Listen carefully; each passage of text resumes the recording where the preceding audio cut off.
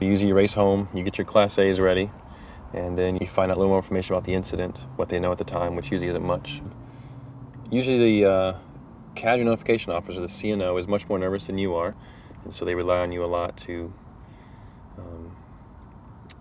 assure them it'll be okay and to kind of be steady with them.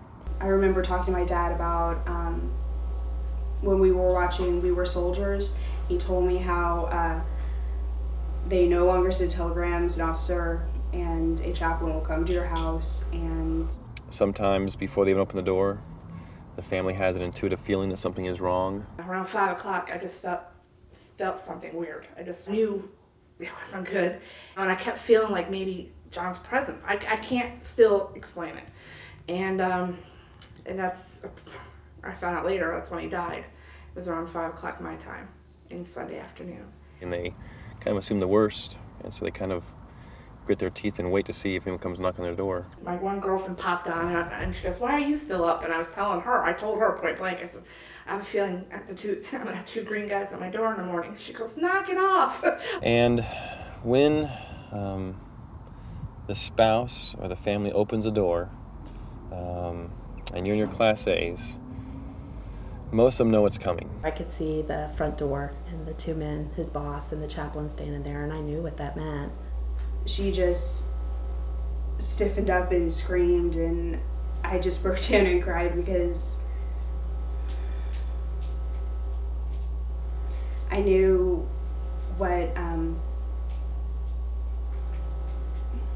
knew my dad wasn't coming home. I knew it was them. I knew they were here, but I was like, "Ooh, this is a nightmare." So I walked back to my room, put my bathrobe on because I only had a nightgown on. Came back down, and I'm like trying to wake myself up. I'm going, "Okay, wake up, wake up." You know, this is a nightmare. I know it is. Come on, get up. And I opened the door, and they were still there. And they gave me the speech. "We're regret to inform you, your husband was killed," and went to my knees. That first 5 minutes of giving them bad news is always the worst. I just remember jumping up and saying, "That's okay, I've heard that before, I know what you're going to say, you don't have to say that." The Jewish chaplain was so great. He came, him and his wife, Deanie, came back that day, I'm pretty sure, and then I know they came the next day. Because at that point you can ask them a little more about what their husband was like, what their son was like, and get a better sense of who it was, and help them with their grief. You know, the Jewish chaplain and the Protestant chaplain, even though I couldn't get a Catholic one, were just amazingly helpful. You know, and then, you know, the Catholic one that was with my husband, you know, that made me feel better, you know, knowing that he took care of my husband for me.